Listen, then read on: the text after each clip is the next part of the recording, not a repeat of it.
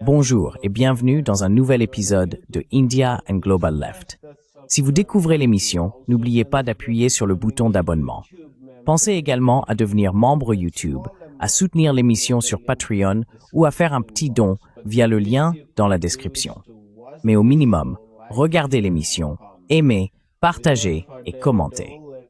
Sans plus attendre, permettez-moi d'accueillir notre invité de ce soir, le professeur Mohammad Marandi. Le professeur Marandi est un universitaire iranien qui enseigne à l'université de Téhéran. Professeur Marandi, bienvenue à nouveau dans India and Global Left.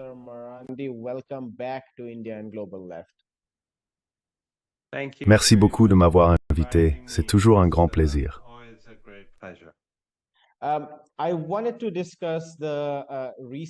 Je voulais discuter des récentes nouvelles concernant le nouveau plan de cessez-le-feu à Gaza.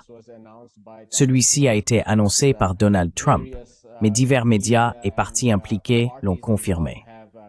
Quelle est ta première impression de ce nouveau plan de cessez-le-feu? Bien sûr, les personnes sur le terrain, y compris les groupes palestiniens, l'ont accueilli favorablement, car elles pensent que moins de bombes tomberont désormais. Mais elles ont aussi averti les gens de rester sur leur garde, compte tenu de l'historique de tromperie et de violation des cessez-le-feu par Israël par le passé. Quelle est ta première impression de ce cessez-le-feu?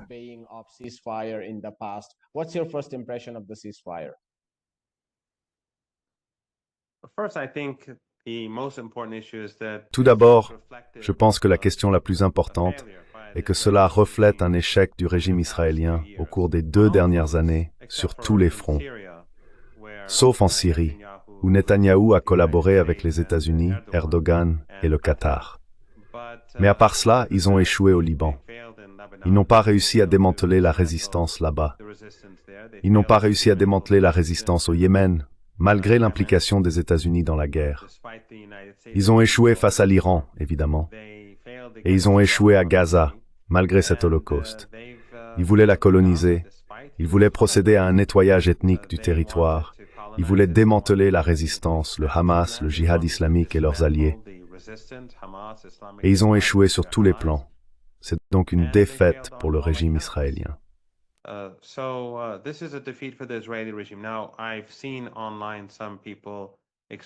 J'ai vu certaines personnes en ligne exprimer leur déception face aux résultats que nous avons observés jusqu'à présent.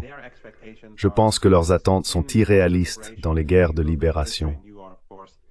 Si l'on regarde à travers l'histoire, et vous êtes bien sûr quelqu'un de très versé en histoire, la libération ne se produit pas du jour au lendemain. Il n'y a pas de victoires éclatantes contre une force écrasante qui a surveillé et soumis une population pendant des décennies et dans de nombreux cas des siècles à travers le monde.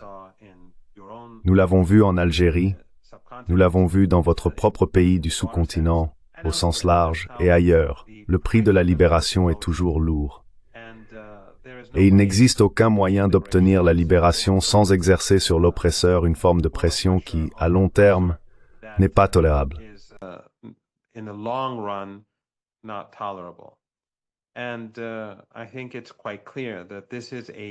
Et je pense qu'il est assez clair qu'il s'agit d'un chapitre important. La défaite d'Israël en 2000 et son retrait forcé du Liban ont constitué un chapitre, tout comme sa défaite lors de la guerre contre le Hezbollah, 5 ou 6 ans plus tard, en a été un autre. Ces défaites face à la résistance à Gaza à plusieurs reprises au cours des 2 dernières décennies ont chacune été des chapitres importants. Il faut se rappeler que cet holocauste actuel, qui dure depuis plus de 2 ans, n'est pas la première fois que Gaza est attaqué, c'est simplement la pire jusqu'à présent. Par ailleurs, des attaques génocidaires ont été menées au fil des années. Ce territoire a été encerclé et ils ont empêché la nourriture d'y entrer.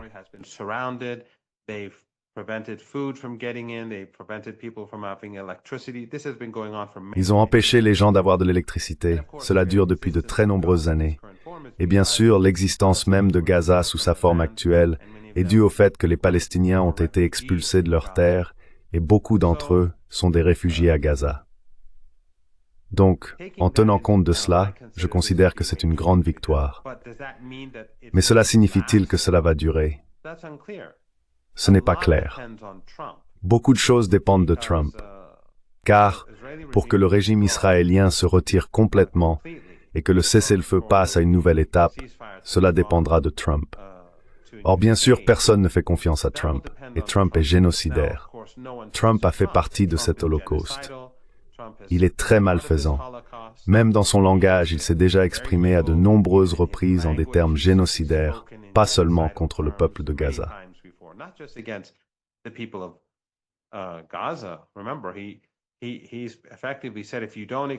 Souvenez-vous, il a effectivement dit, « Si vous n'acceptez pas mon cessez-le-feu », il l'a répété à de nombreuses reprises, « je vous détruirai ». En d'autres termes, il a intensifié l'Holocauste. Ou par exemple, pendant la guerre contre l'Iran, il a dit aux habitants de Téhéran de quitter les villes, une ville de 10-15 millions d'habitants, selon la manière dont on calcule. C'est le langage d'un criminel. Mais le fait est que Trump a lui aussi besoin de ce cessez-le-feu. Oubliez le fait qu'il veut ce soi-disant prix Nobel de la paix, un prix sans valeur, qui n'a jamais eu la moindre crédibilité et qui a régulièrement été attribué soit à des agents de l'Occident, soit à des criminels de guerre.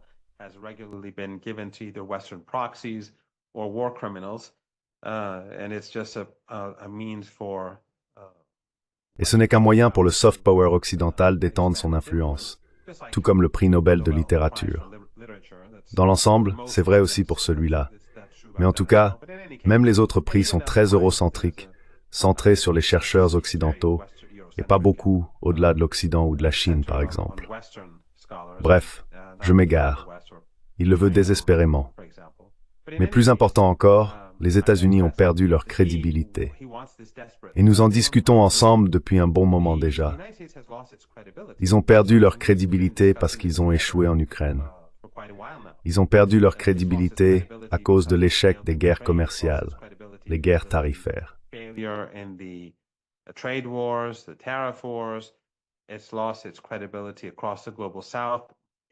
Il a perdu toute crédibilité à travers le Sud global. Plus récemment, il faut inclure l'Inde et le Brésil, par exemple, deux grandes puissances, deux puissances mondiales majeures. Et bien sûr, il a perdu sa crédibilité en Asie occidentale, car le monde entier voit les États-Unis et l'Occident collectif. Et bien sûr, les pays de cette région qui refusent de marginaliser le régime israélien, comme les régimes d'Ankara, du Qatar, d'Égypte, des Émirats et de Jordanie, entre autres, ont eux aussi perdu leur crédibilité. Et s'il ne contraint pas Netanyahou à accepter ce qui a été convenu, alors il est un grand perdant. Il n'a alors plus aucune crédibilité.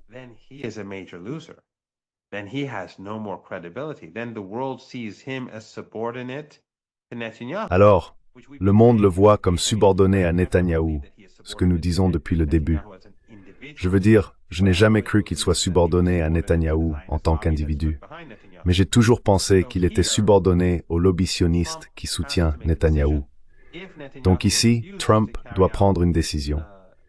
Si Netanyahou refuse de remplir les obligations que le régime sioniste doit honorer, alors Trump perd toute crédibilité et apparaît comme faible. Cela renforce la position des Palestiniens et de la résistance et affaiblit les États-Unis à l'échelle mondiale. Mais la question est, où se situent les sionistes aux États-Unis?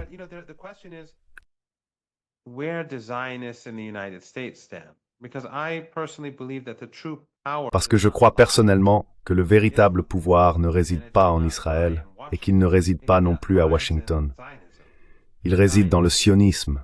Les sionistes, ces personnes riches, puissantes et influentes, animées par une idéologie ethno-suprémaciste et criminelle, qui ont mené et soutenu ce génocide et ce nettoyage ethnique. En sont-ils arrivés à la conclusion que le régime israélien est en train de se détruire lui-même? Car c'est le cas. Le monde le méprise. C'est, je pense, le principal résultat de toutes ces guerres et de ces 2 années de génocide. Le monde méprise désormais le régime israélien. Et même aux États-Unis, on voit que la fracture, l'opposition s'accentue, y compris à droite.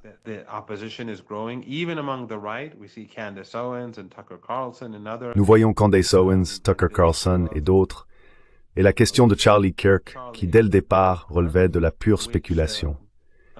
Mais maintenant, les preuves circonstancielles s'accumulent, laissant penser que cela a quelque chose à voir avec le régime israélien. Donc, les choses ne vont pas bien pour les sionistes, et il est probablement aussi dans leur intérêt de museler Netanyahou ou de le destituer. Mais nous verrons bien. Je veux dire, c'est dans leur intérêt, mais ils ne sont pas nécessairement raisonnables ou logiques, car ils sont génocidaires. Donc je pense qu'en général, c'est une bonne chose. Évidemment, la résistance n'a pas obtenu tout ce qu'elle voulait. Ce n'est pas ainsi que les choses fonctionnent dans le monde réel, mais je pense qu'ils ont bien négocié.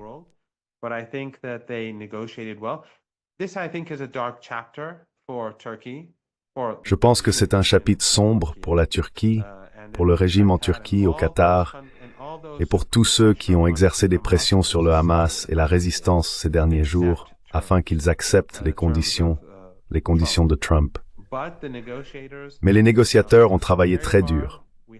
Nous avions une coalition de négociateurs issus de différents groupes de résistance travaillant ensemble, et je pense que, malgré la pression de ces régimes régionaux, qui sont des alliés et des relais de l'Occident, et bien sûr, ils ne reflètent pas l'opinion publique.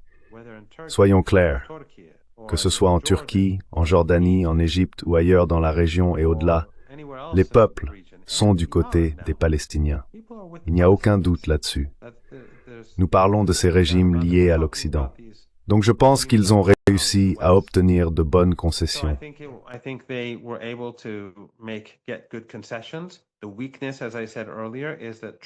La faiblesse, comme je l'ai dit plus tôt, c'est que Trump aura un rôle clé à jouer.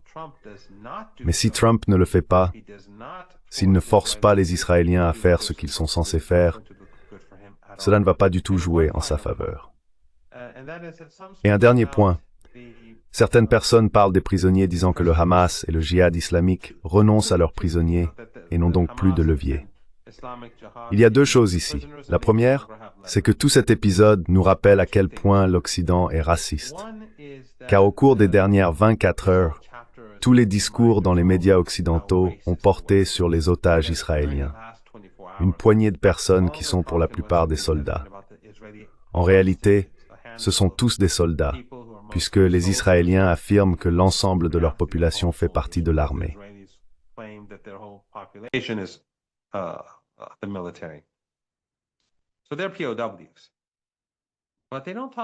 Donc, ce sont des prisonniers de guerre. Mais ils ne parlent pas des milliers de Palestiniens. Et ils n'ont jamais parlé des milliers de Palestiniens, y compris des femmes et des enfants, qui sont retenus en otage par le régime.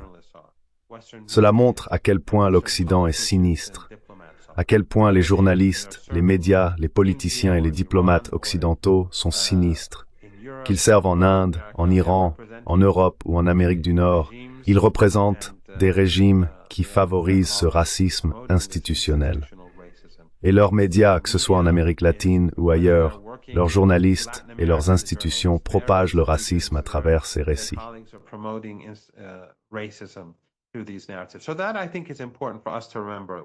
Je pense qu'il est important pour nous de nous rappeler où se situe l'Occident et ce qu'est réellement l'Occident collectif. Et encore une fois, je ne parle pas des populations, car nous voyons un grand nombre de personnes à travers l'Occident, en Italie, en Espagne, en Australie et ailleurs, descendre dans la rue pour soutenir le peuple palestinien. Le deuxième point est que ces prisonniers israéliens seront utilisés pour obtenir la libération de prisonniers palestiniens. La plupart d'entre eux seront libérés. Certains, malheureusement, continueront d'être détenus, mais la majorité sera relâchée. Et enfin, si les gens s'inquiètent d'une nouvelle attaque, nous avons déjà vu que le régime israélien ne se soucie pas de ses prisonniers à Gaza.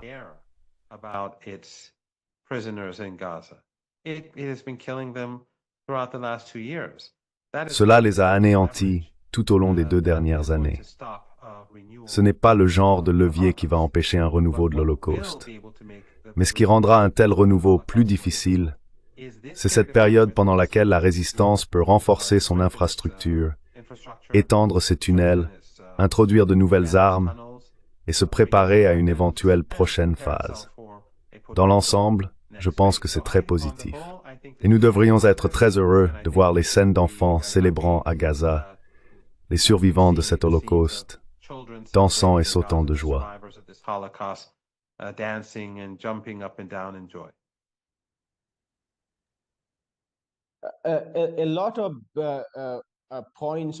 Beaucoup des points du cessez-le-feu s'appuient sur le plan Trump initial en 20 points qui avait été proposé, dont le Hamas a accepté sélectivement un ensemble précis de points.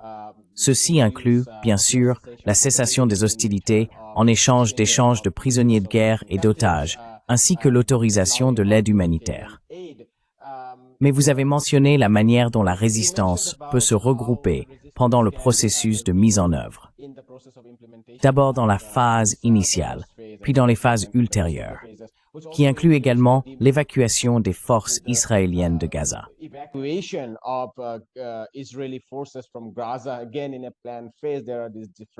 Encore une fois, dans la phase planifiée, il y a ces différentes lignes qui sont tracées.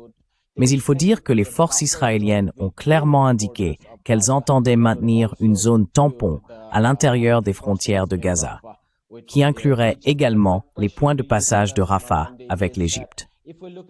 Mais ma question pour vous, professeur Morandi, est la suivante. Si l'on regarde le plan initial en 20 points, il est très catégorique sur, je cite, la démilitarisation de Gaza et la reddition totale de la résistance sur place, qui inclut le Hamas, mais aussi d'autres groupes. Le Hamas a bien sûr rejeté cela, mais le Qatar et d'autres acteurs impliqués dans ces négociations y tiennent absolument. Comment voyez-vous l'impact futur de ce cessez-le-feu sur les perspectives à long terme de la résistance à Gaza même?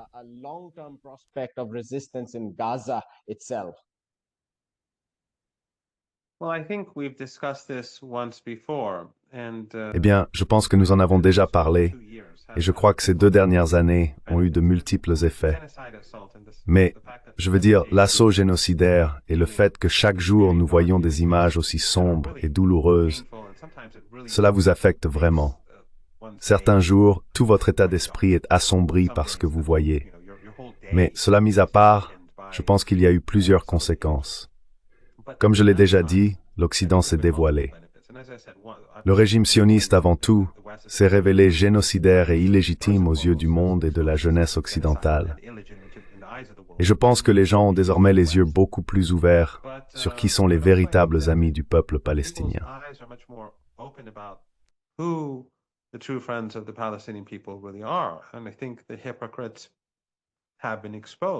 Et je pense que les hypocrites ont été démasqués. Le Qatar, au cours des dernières années, s'est révélé n'être qu'un simple relais des États-Unis. Et c'est bien, c'est une bonne chose. Cela aide, car si les gens ne savent pas clairement où chacun se situe, ils sont plus facilement trompés et risquent de prendre la mauvaise direction. Je pense qu'il en va de même pour Erdogan. Je pense que c'est aussi vrai pour les Émirats et pour tous ces régimes qui ont continué à commercer et à faire des affaires au cours de ces 2 dernières années. Ceux qui refusent de rompre les liens politiques, qui entretiennent une coopération militaire en coulisses, qui exportent ou transportent du pétrole ou importent du gaz. Tous ont été démasqués.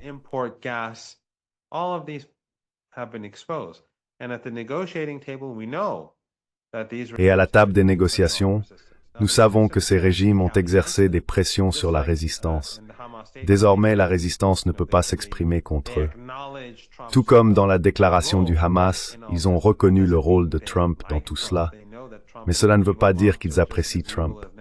Ils savent que Trump est un monstre malfaisant, tout aussi malfaisant que Netanyahou. Mais ils négocient, et ils doivent le faire d'une certaine manière pour que cela fonctionne. La situation dans la région est complexe, mais je pense que les gens ont ouvert les yeux.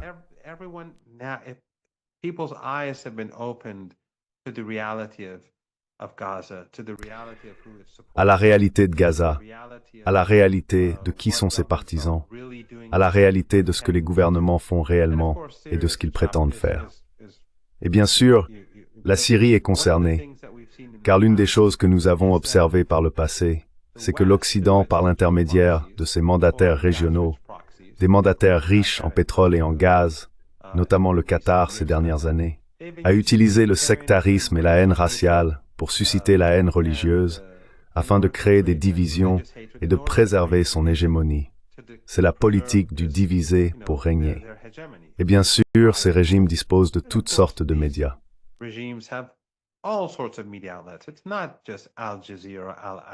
Ce n'est pas seulement Al Jazeera ou Al Arabiya ou quoi que ce soit de ce genre.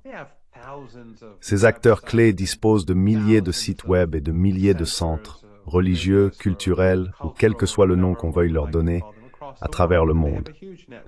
Ils possèdent un vaste réseau largement financé et ils ont essentiellement cherché à exploiter le sectarisme dans le cadre des intérêts occidentaux.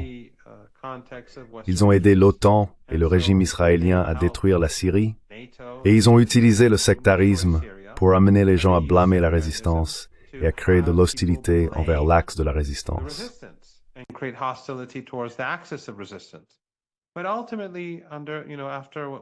Mais en fin de compte, après ce que nous avons vu au cours des 2 dernières années, à l'exception de ceux qui sont profondément sectaires et simplement obsédés par leur désinformation et leur mésinformation, tout le monde a désormais les yeux ouverts. Je pense que la région et le monde voient où se situe le problème. Le problème réside dans l'hégémonie occidentale. Il réside dans l'Empire. Et tout le monde voit maintenant qui sont les instruments de cet empire, quelles entités travaillent avec lui. Il voit aussi à quel point l'empire est peu fiable lorsqu'il permet à ses propres supplétifs d'être bombardés. Donc je pense que tout cela est positif, vraiment positif. Mais cela signifie-t-il que les choses vont être faciles dans les jours, les semaines et les mois à venir? Non.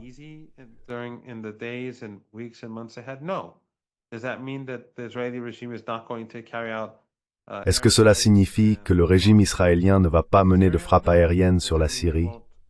Non. Est-ce que cela signifie qu'il respectera ses engagements envers Gaza? Non. Va-t-il cesser le nettoyage ethnique en Cisjordanie? Ou s'abstenir de déclencher une nouvelle guerre avec l'Iran? Non. Rien de tout cela n'est certain. En fait, je suis même assez sûr que c'est le contraire. Je ne crois pas que ce régime ait la capacité de se comporter normalement, comme le font les pays normaux. Il n'en est tout simplement pas capable.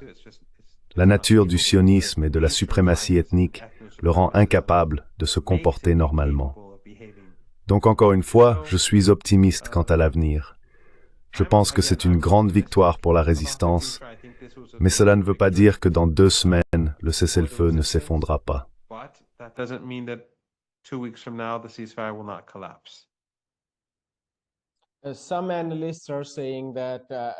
Certains analystes affirment qu'il y a cette fois une plus grande probabilité que le cessez-le-feu tienne, étant donné que Trump a personnellement engagé son nom dans ce cycle de négociations.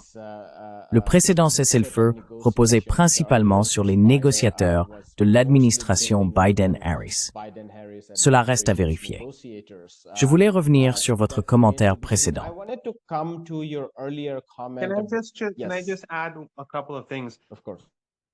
Puis-je simplement ajouter quelques éléments? Bien sûr. Trump subit beaucoup de pression parce qu'à l'intérieur des États-Unis, les gens se détournent d'Israël de manière très marquée. Le régime israélien et les sionistes aux États-Unis retirent des libertés civiles aux citoyens ordinaires. Ils leur enlèvent la possibilité d'accéder à l'information, et les gens s'en rendent compte. L'indignation et la colère grandissent. Et même s'ils payent des gens pour faire de la propagande, dépensant beaucoup d'argent pour que des personnes manifestent ou publient des messages en faveur du régime israélien, les gens commencent à voir clair dans ce jeu.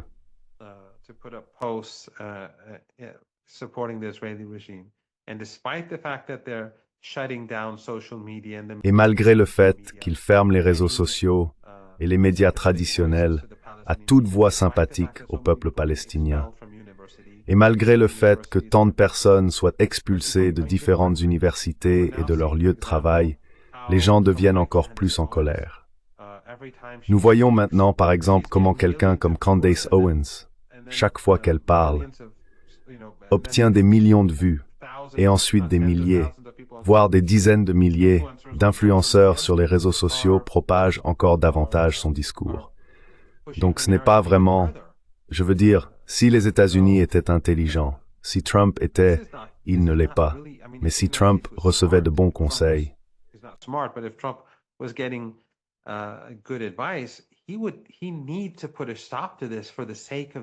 il doit mettre un terme à cela pour le bien des États-Unis, pour le bien du régime israélien, pour le bien du sionisme. Ils ont besoin d'un arrêt, car la situation se dégrade très rapidement pour le régime. Donc je suis d'accord.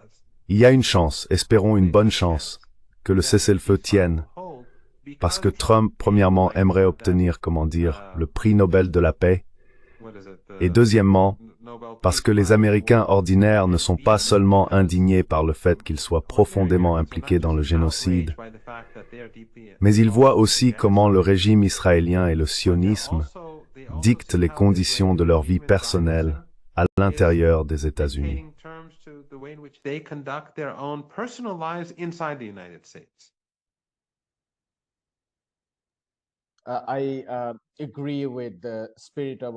Je partage cet esprit d'optimisme, dans la mesure où il reflète l'énorme pression exercée par les gens ordinaires au sein même du cœur impérial, mettant en lumière la complicité de leur gouvernement dans le génocide. Et en même temps, les habitants de la Palestine montrent au monde à quel point ils sont résilients. Mais parallèlement, je vois aussi comment les plans sont déjà tracés. Il parle encore du Conseil de la paix qui serait censé être supervisé par le président Trump des États-Unis et Tony Blair. Cela me rappelle encore une fois, en revenant à l'histoire, les années du mandat, le traité de Versailles et les multiples phases qui ont été supervisées par les États-Unis.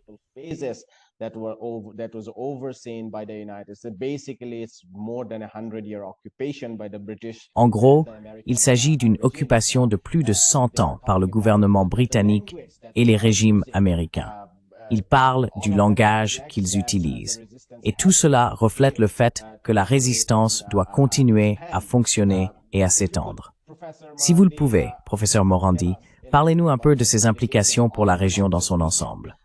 Nous avons vu qu'Ansar Allah au Yémen, le Hezbollah au Liban et l'Iran ont fait d'énormes sacrifices pour la cause. Quelle serait leur interprétation du cessez-le-feu, du moins dans la mesure où il tient, et en sortirait-il renforcé, prêt à accélérer la prochaine phase ou la voie vers la liberté palestinienne?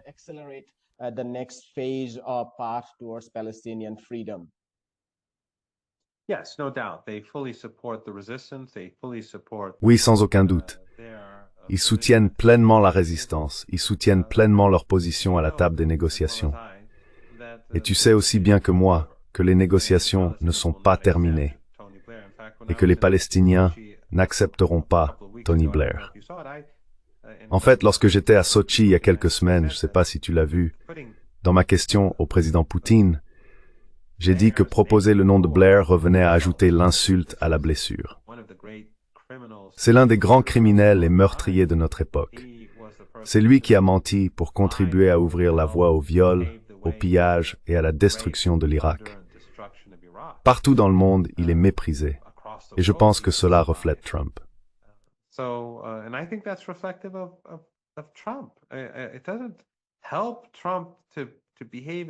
Cela n'aide pas Trump de se comporter d'une manière aussi méprisable en plaçant ou en essayant de placer de telles personnes à des postes d'autorité.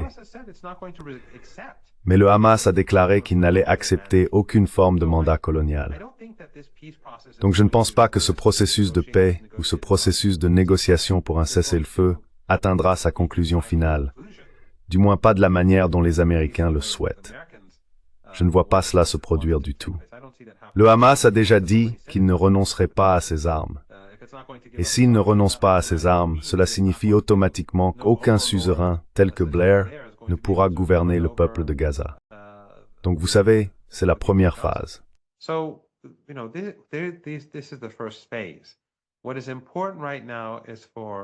Ce qui est important en ce moment, c'est que les enfants palestiniens puissent avoir de la nourriture, qu'ils puissent obtenir du lait maternisé, que le régime israélien tente désespérément de les empêcher d'obtenir, qu'ils puissent retrouver un semblant de normalité, que la reconstruction commence, mais aussi que la résistance se prépare pour l'avenir.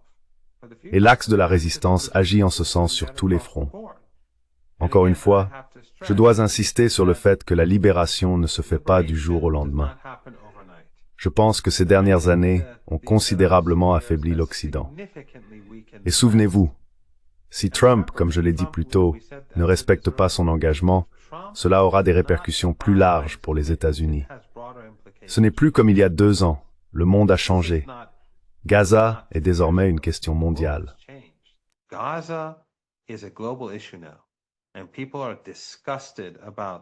Et les gens sont écœurés par le rôle que les États-Unis, le régime de Washington, ont joué. Donc, s'il fait quelque chose de stupide, s'il agit de manière insensée, le monde sera indigné, car personne ne veut voir ce génocide recommencer. Il est sous pression. Parmi les autres questions dont nous avons parlé, celle-ci est essentielle. En ce moment, je pense que l'important est que les Palestiniens puissent se rétablir un peu. Mais cela va aussi provoquer d'énormes tensions parmi les sionistes et dans la Palestine occupée.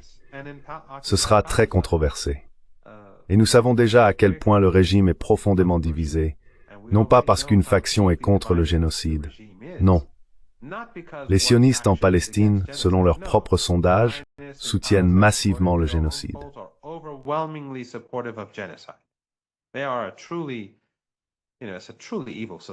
C'est vraiment une société profondément malfaisante.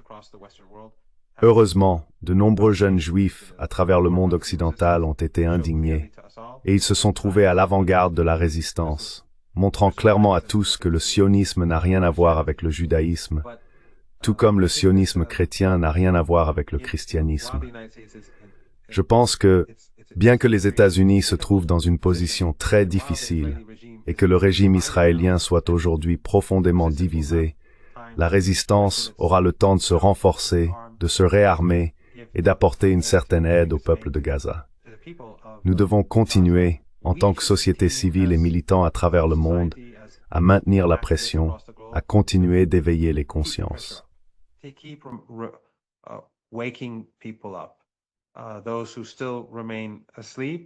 Ceux qui dorment encore, ou ceux qui sont à moitié éveillés, doivent être éveillés.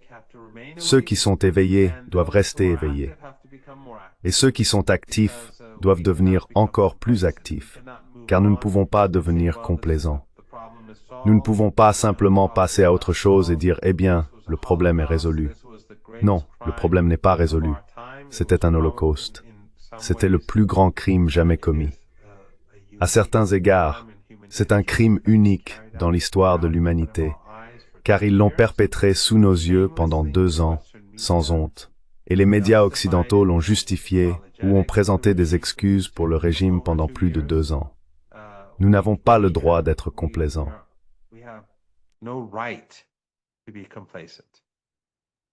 Et professeur Morandi, si vous pouviez nous parler un peu de votre perception de cette situation dans le monde arabe lui-même. Parmi toutes les pressions exercées sur Trump, on évoque notamment le fait que même les États arabes réactionnaires ont dû lui faire pression, car il semble qu'il existe un immense fossé entre leurs citoyens et les élites dirigeantes du monde arabe. Nous savons qu'il existe une longue histoire de la centralité de la lutte palestinienne pour la liberté et l'indépendance au sein du nationalisme arabe. Et peu à peu, à mesure que le nationalisme arabe a abandonné la cause palestinienne, à commencer par Camp David, ils ont cédé, morceau par morceau, au bloc impérialiste et sioniste américain.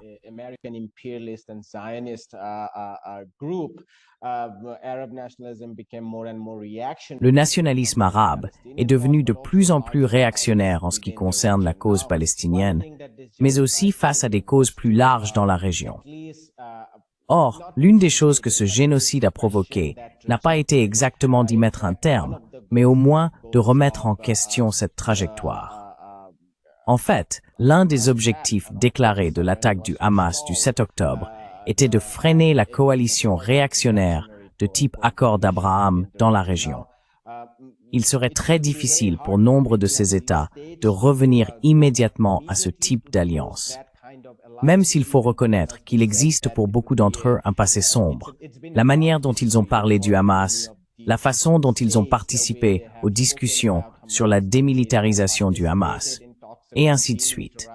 Mais selon vous, quel est l'impact plus large de tout cela sur le nationalisme arabe, dans la mesure où le terme lui-même a encore un sens?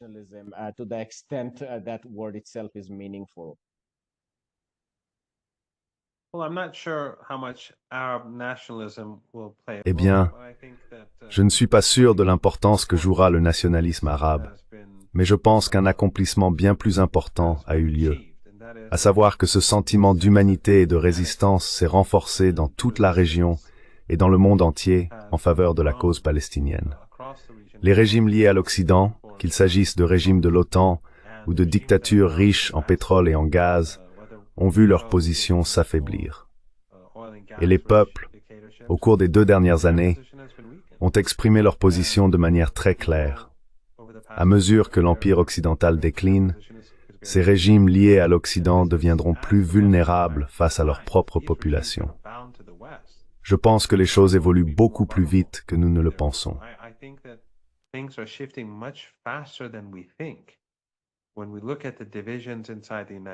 Quand nous regardons les divisions à l'intérieur des États-Unis, et Tucker Carlson, il y a seulement quelques heures, j'ai pas pu voir ce qu'il a dit, mais il parlait de guerre civile. Maintenant, mes opinions sur l'immigration et sur ce qui se passe aux États-Unis, mis à part, j'ai mes propres points de vue.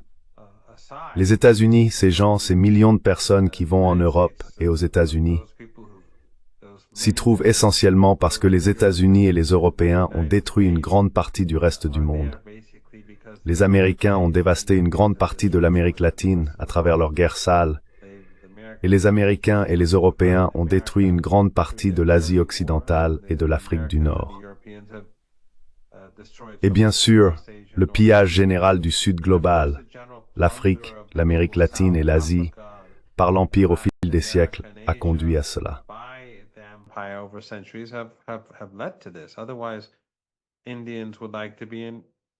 Sinon, les Indiens aimeraient être proches de leurs parents, Iraniens, Irakiens, Brésiliens, Boliviens ou Mexicains. Je pense qu'il est juste de dire que les Nigérians ou les Sud-Africains préféreraient vivre dans leur propre ville ou dans leur propre pays, où ils peuvent voir leurs amis et leurs proches, plutôt que de traverser des terres, affronter le danger et mourir, beaucoup en chemin, simplement pour atteindre un endroit plus sûr que celui où ils se trouvent, à cause des sanctions, de la mort et de la destruction laissées par l'histoire des empires. Mais en tout cas, les divisions aux États-Unis sont extraordinaires et le déclin de l'économie est évident. Les gens prévoient des difficultés croissantes. Et bien sûr, l'Europe, par sa stupidité et sa guerre par procuration contre la Russie, décline elle aussi rapidement.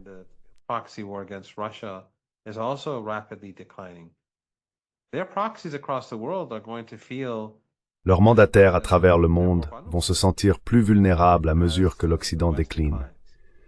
Cela va donc devenir plus difficile, surtout après ce qui s'est passé au cours des 2 dernières années, et la manière dont ils ont tous été complices, que ce soit le Qatar, qui a fait semblant de soutenir les Palestiniens, ou les Émirats, qui ne les ont jamais soutenus. Cela ne change vraiment rien. Nous allons vivre dans un avenir différent. Et encore une fois, nous ne devrions pas envisager les choses en termes de semaines ou de mois. Ce n'est pas ainsi que la libération se produit historiquement. Mais je pense qu'en fin de compte, la question de la libération palestinienne est également liée à la libération plus large dans toute notre région.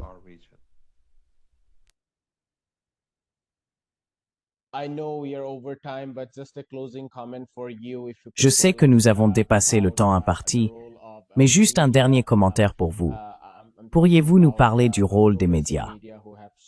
Je parle des médias progressistes, ceux qui ont défendu la cause ou se sont tenus aux côtés du mouvement de solidarité avec la Palestine. Beaucoup de personnes ordinaires, dont plusieurs que je connais personnellement, qui jusqu'à récemment ne savaient rien de l'histoire de la Palestine, reconnaissent désormais ce génocide pour ce qu'il est. Mais, comme vous l'avez dit, il y a encore beaucoup de gens qui n'en sont qu'à mi-chemin. Nous devons les réveiller. Quelles sont vos réflexions sur notre rôle? Pas tant en tant qu'organisateurs, car ils sont généralement plus passionnés et engagés, mais sur celui des médias, qui ont tendance à s'emparer de ce qui est plus à la mode, et sur celui du grand public, déjà si épuisé par sa propre vie. Il y a un danger à célébrer ce moment, puis à retourner dans nos propres cachots. Alors, votre dernier mot sur notre rôle à venir, puisque vous avez dit que cette résistance sera un long processus, car les empires ne s'effondrent pas en quelques jours ou semaines.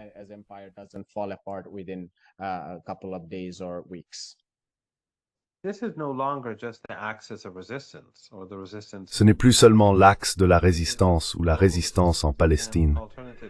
C'est une résistance mondiale. Et les médias alternatifs ont joué un rôle immense grâce à leur engagement. Ils sont une composante essentielle de la résistance, que ce soit vous et vos collègues ou d'autres qui ont été actifs au cours des dernières années. Leur rôle a été d'une importance extraordinaire. Et bien sûr, les militants qui descendent dans la rue, désormais je l'ai déjà mentionné dans votre émission et dans quelques autres, je me souviens qu'au début du génocide, il y avait une photo d'une femme seule debout devant l'ambassade du régime israélien en Corée du Sud.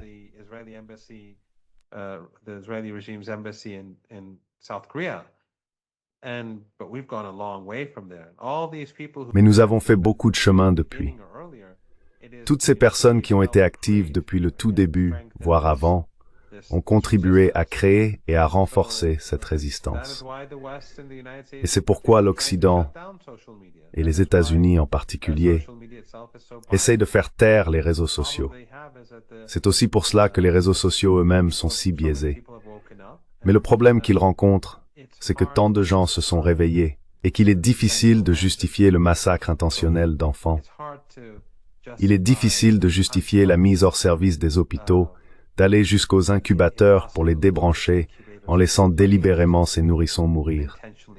Il est difficile de justifier les bombardements réguliers d'hôpitaux, le massacre de familles sous des tentes, le fait de brûler des gens vifs.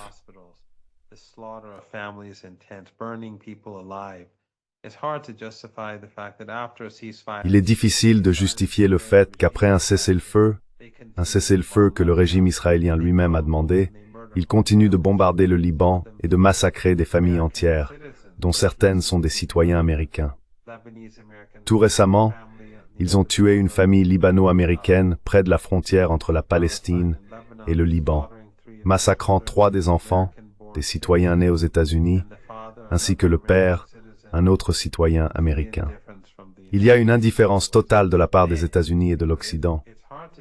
Il est difficile de justifier tous ces crimes, le bombardement du Yémen et la complicité de ces pays qui commercent et font des affaires, ces pays qui accueillent des bases américaines, des bases utilisées pour aider le régime israélien ou le régime américain, que ce soit contre l'Iran, le Yémen, la Syrie ou ailleurs.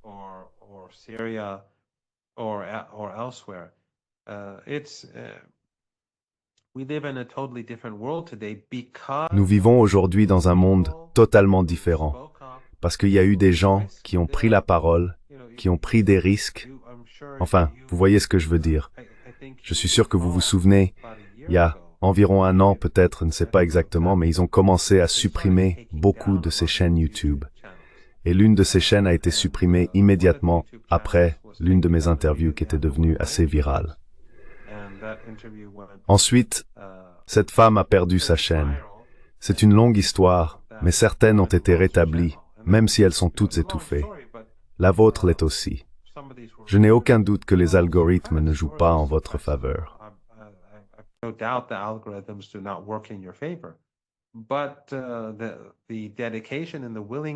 Mais le dévouement et la volonté de ces personnes de perdre leur chaîne, y compris vous-même, et le fait que l'ennemi soit si malfaisant, accomplissant ces actes diaboliques, peu importe à quel point il réprime ou contrôle les médias traditionnels, grâce au travail acharné des militants, qu'ils soient dans les médias alternatifs ou dans la rue, il a échoué. Il ne fait que s'exposer davantage. Et comme je l'ai dit plus tôt, le peuple américain voit maintenant comment les Israéliens et les sionistes dictent leurs conditions aux Américains ordinaires, leur disant ce qu'ils peuvent ou ne peuvent pas dire, ce qu'ils peuvent ou ne peuvent pas voir. Cela montre aux Américains ordinaires qu'un petit régime très lointain est capable de dicter les règles et de déterminer la manière dont ils mènent leur vie personnelle. determine how they conduct their personal lives. Nous allons en rester là. Comme vous, j'espère que le cessez-le-feu tiendra, mais je le vois aussi comme une nouvelle phase de la résistance mondiale. Comme vous l'avez dit, une phase qui doit se poursuivre, car beaucoup reste à faire en matière de liberté pour les Palestiniens. Professeur Marandi, merci beaucoup pour votre temps. Merci beaucoup de m'avoir invité et j'espère que des jours meilleurs nous attendent. Merci. Prenez soin de vous. Si vous avez apprécié notre contenu jusqu'à présent et souhaitez que nous construisions une archive pour la gauche, j'ai 2 demandes à vous faire. Veuillez envisager de faire un don à la cause. Le lien se trouve dans la description ci-dessous. Et si vous ne le pouvez pas, ne vous en faites pas. Vous pouvez toujours aimer et partager nos vidéos avec vos camarades. Enfin, n'oubliez pas d'appuyer sur le bouton d'abonnement.